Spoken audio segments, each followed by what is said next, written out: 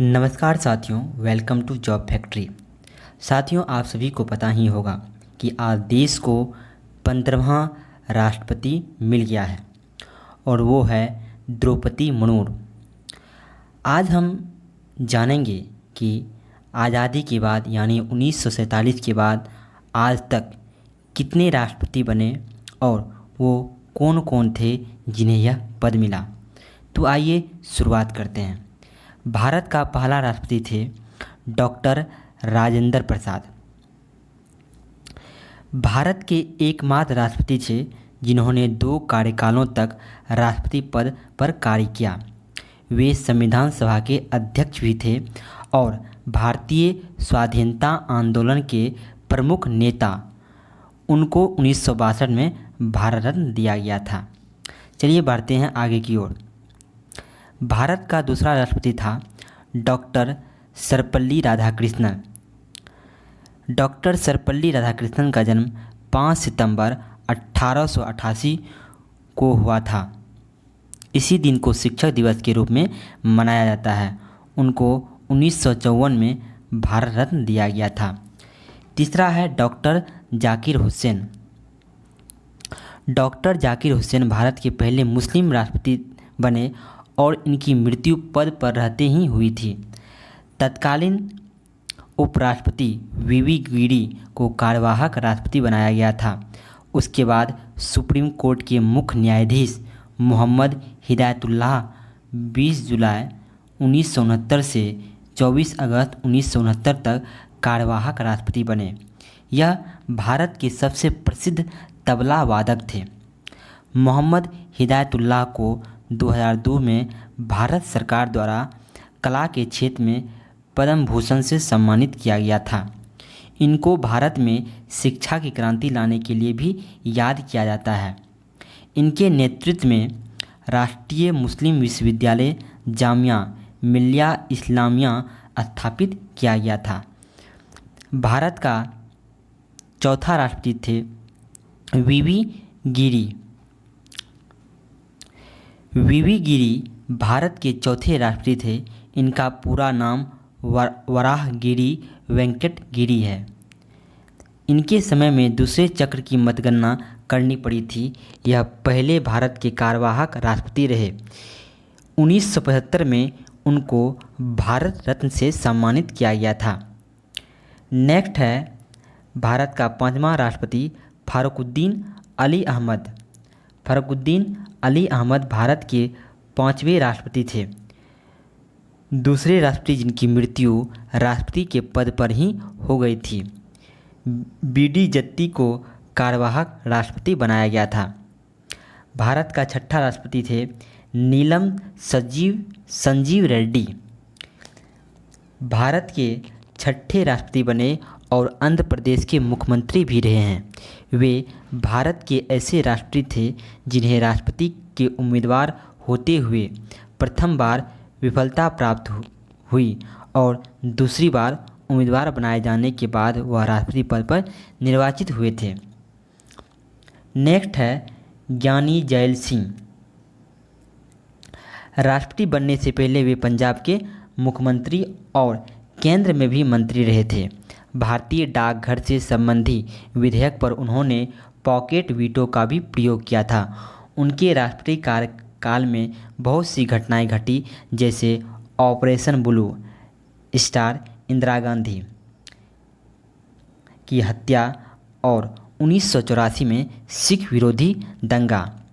भारत का 8वां राष्ट्रपति थे आर वेंकट रमन। आर वेंकट रमन 1984 से 87 तक भारत के उपराष्ट्रपति रहे। वे एक भारतीय वकील, स्वतंत्रता संग्रामी और महान राजनेता थे। उन्होंने अपने राष्ट्रपति काल में सर्वाधिक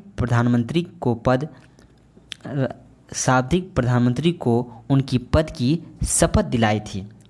भारत का 9वां राष्ट्रपति डॉक्टर शंकर दयाल शर्मा थे।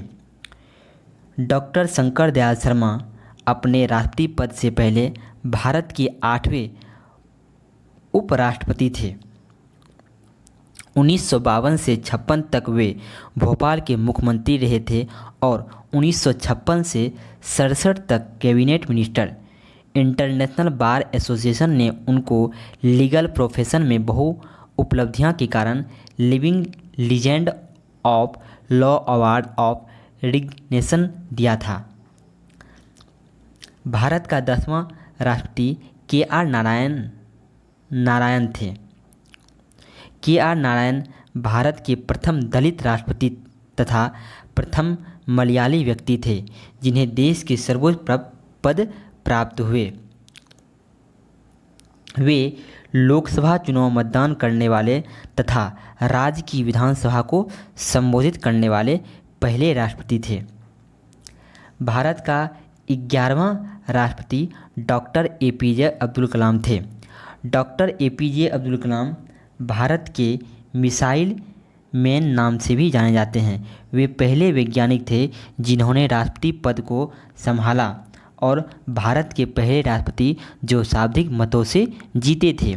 उनके निर्देशन में रोहिणी 1 उपग्रह, अग्नि और पृथ्वी मिसाइलों का सफल प्रक्षेपण किया गया था।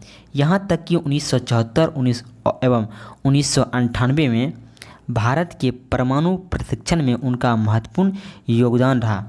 1997 में उन्हें भारत रत्न से सम्मानित किया गया था। भारत का 12वां राष्ट्रपति के रूप में श्रीमती प्रतिभा सिंह पाटिल थी। वह राष्ट्रपति बनने से पहले राजस्थान की राज्यपाल रही थी। 1962 से 85 तक वह 5 बार महाराष्ट्र की विधानसभा की सदस्य रही और 1991 में लोकसभा के लिए अमरावती से चुनी गई थी। इतना ही नहीं, वह सुखोई विमान उड़ाने वाली पहली महिला राष्ट्रपति भी है। भारत का 13वां राष्ट्रपति प्रणब मुखर्जी थे। प्रणब मुखर्जी राष्ट्रीय चुनाव लड़ने से पहले केंद्र सरकार में वित्त मंत्री के पद पर थे। उनको 1997 में सर्वश्रेष्ठ सांसद का पुरस्कार एवं 2008 में भारत का दूसरा सबसे बड़ा असैनिक सम्मान पद्म भूषण प्रदान किया गया। भारत का 14वां यानी जो अभी प्रेजेंट में है और वो 24 जुलाई तक रहेंगे, वो है रामनाथ कोविंद, जो कि भारत के 14वां राष्ट्रपति हैं। रामनाथ कोविंद का जन्म 1 अक्टूबर 1945 को उत्तर प्रदेश, भारत में हुआ था। वह एक वकील और राजनेता हैं। वे भारत के 14वें और वर्तमान राष्ट्रपति हैं। रामनाथ कोविंद 25 जुलाई 2017 को राष्ट्रपति बने और भारतीय जनता पार्टी के सदस्य रहे। राष्ट्रपति बनने से पहले वे बिहार के पूर्व गवर्नर थे। राजनीतिक समस्याओं के प्रति उनके दृष्टिकोण ने उनके राजनीतिक स्पेक्ट्रम में प्रशंसा दिलाई। एक राज्यपाल के रूप में उनकी उपलब्धियां विश्वविद्यालयों में भ्रष्टाचार की जांच के लिए न्यायिक आयोग का निर्माण करना था। अब बात करते हैं भारत का जो अभी यानी कि आज इसका परिणाम आया है, यानी कि भारत के 15वां राष्ट्रपति जो कि द्रौपदी मुर्मू बनेगी। वो अभी जीत गई है, लेकिन उनका शपथ ग्रहण जो होगा वो 24 जुलाई को होगा, जो भारत की 15वां राष्ट्रपति होगी। द्रौपदी मुर्मू का जन्म 20 जून 1958 को ओडिशा के मयूरभंज जिले के बेदापोसी गांव में एक संथाल परिवार में हुआ था। द्रौपदी मुर्मू ने साल 1997 में रायरंगपुर नगर पंचायत के पार्षद चुनाव में जीत दर्ज कर अपने राजनीतिक जीवन का आरंभ किया था। ये ओडिशा के मयूरभंज जिले के रायरंगपुर सीट से 2000 और 2009 में भाजपा के टिकट पर 2 बार जीती और विधायक बनी। द्रौपदी मुर्मू मई 2015 में झारखंड की 9वीं राज्यपाल बनाई गई। 2021 तक रही। झारखंड की पहली महिला राज्यपाल बनने की खिताब भी द्रौपदी मुर्मू के नाम रहा। इन्होंने 24 जून 2022 को राष्ट्रीय उम्मीदवार के लिए अपना नामांकन की थी। उसका चुनाव 18 जुलाई को हुआ और आज यानी 21 जुलाई को इसका परिणाम घोषित हुआ, जिसमें कि द्रौपदी मुर्मू को 5,77,777 वोट मिले। अब इनका शपथ ग्रहण 24 जुलाई को होगा। इनका राष्ट्रपति कार्यकाल 24 जुलाई 2022 से शुरू होगा। आपको हम बता दें कि जो विपक्ष में थे यानी कि यशवंत सिन्हा को मात्र 2,61,062 वोट ही मिले और इसी के साथ द्रौपदी मुर्मू विजय हासिल की और भारत के 15वें राष्ट्रपति के रूप में चयनित हो गई। साथियों, आपको बता दें कि द्रौपदी मुर्मू का जीवन बहुत ही संघर्ष में गुजरा है। इनके 3 संतान थे, जिसमें कि 2 पुत्र थे और 1 पुत्री थी। इन्होंने अपने दोनों ही पुत्रों को खो चुकी है और साथ ही इन्होंने अपने पति को भी खो दी है। वर्तमान में इन्हें एक पुत्री है जिनके साथ वो रहती है। साथियों, आपको ये वीडियो कैसी लगी हमें कमेंट सेक्शन में ज़रूर बताइए। और हाँ, अगर आप में से किसी भी साथियों को ये PDF चाहिए तो कमेंट सेक्शन में अपना व्हाट्सएप नंबर छोड़ दीजिए, हम आपको इस PDF को सेंड कर देंगे। और हाँ, ये PDF सभी स्टूडेंट के लिए निःशुल्क है, इसके लिए कोई भी रुपया आपको पेड नहीं करना पड़ेगा। और हाँ, अगर आपने अभी तक हमारे चैनल को सब्सक्राइब नहीं किया है तो अभी जाके सब्सक्राइब करें और बेल आइकन को दबाएं। तब तक के लिए जय हिंद, वंदे मातरम।